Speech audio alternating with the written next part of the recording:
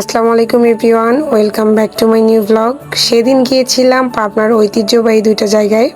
একটা হচ্ছে রূপপুর পারমাণবিক বিদ্যুৎ কেন্দ্র আর একটা হচ্ছে হার্ডিনেস ব্রিজ। তো এই যে দেখেন, এটা হচ্ছে রূপপুর পারমাণবিক বিদ্যুৎ কেন্দ্র, এটা হচ্ছে হার্ডিনেস ব্রিজ। তো আমরা সেদিন এখানে সবাই মিলে ঘুরতে গিয়েছিলাম। তো চলেন আজকে এটার সম্পর্কেই আপনাদের কিছু কথা বলি এবং এটা কোথায় অবস্থিত। পারমাণবিক বিদ্যুৎ কেন্দ্র রূপপুরে অবস্থিত। তো সেদিন আমরা সবাই এই পারমাণবিক বিদ্যুৎ কেন্দ্র দেখতে গিয়েছিলাম। তার সাথেই এই আমার মাথার উপরে যে ব্রিজটা ঝুলছে, এটা হচ্ছে হার্ডিনেস ব্রিজ বা পাকশি ব্রিজ নামে পরিচিত। এরপর আমরা হচ্ছে ভিতর দিয়ে যাচ্ছিলাম। যদিও আমরা পারমাণবিক বিদ্যুৎ কেন্দ্রের সামনে দিয়ে এসেছিলাম, বাট ওখানে ছবি তোলা বা ভিডিও করা নিষেধ বলে ওখানে কোনো ফুটেজ আমি নিতে পারিনি। তো তারপর আমরা ভিতরের দিকে যাচ্ছিলাম। তো পাকশি ব্রিজ বা হার্ডিনেস ব্রিজের নিচেই হচ্ছে অনেকগুলো দোকানপাট আছে।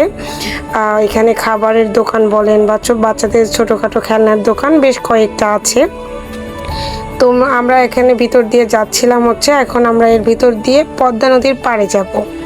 তো এটা আমার পদ্মা নদীতে প্রথম আর কি। আমরা দুইজন ছাপা এবং আমার জন্য এটা নতুন এক্সপিরিয়েন্স, কারণ এর আগে আমি কখনো এই সাইডে আসিনি। আর ছাপার বাবারা নাকি দুইবার এসেছিল। তো হচ্ছে আমার এবং ছাপার জন্য এটা আজকের এই জার্নিটা মানে নিউ ছিল। তো আমরা তারপর হাঁটতে হাঁটতে পদ্মার পাড়ে চলে আসলাম। আর মাশাআল্লাহ, পদ্মা একদম পানিতে ভরপুর, একদম অনেক পানি ছিল। আর কোথাও চর ছিল না, আর অনেক জোরে জোরে স্রোত আসতেছিল। যাই হোক, চোখের সামনে দেখে খুবই ভালো লাগছিল হার্ডিনেস ব্রিজ, এবং ওই সাইডে আছে লালন শাহ সেতু। এই তিনটা জিনিস ওখানে অবস্থিত। আপনারা যারা ওখানে যাবেন একসাথে এই তিনটা জায়গা দেখতে পারবেন: পারমাণবিক বিদ্যুৎ কেন্দ্র, হার্ডিনেস ব্রিজ এবং লালন শাহ সেতু। তো আমরা হচ্ছে ওখানে পদ্মার পাড়ে গিয়ে হচ্ছে দেখছিলাম।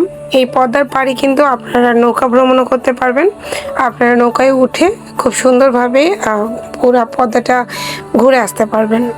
তো আমরা যেদিন গিয়েছিলাম সেদিন এত পরিমাণ গরম ছিল যে একটা ফোঁটা বাতাস ছিল না। পদ্মার পাড়ে গিয়ে মানে লিটারেলি আমরা জ্বলে যাচ্ছিলাম। ইদানিং যে পরিমাণ গরম পড়েছে এটা তো সবাই জানেন, কিন্তু ওই দিন মনে হচ্ছে একটু বেশি গরম পড়ে গিয়েছিল। আমি যে আরও সুন্দর সুন্দর কিছু ফুটেজ নিব গরমের জন্য, সেটাও পাচ্ছিলাম না। যাই হোক, ওভারঅল আমাদের দিনটা খুবই ভালো ছিল।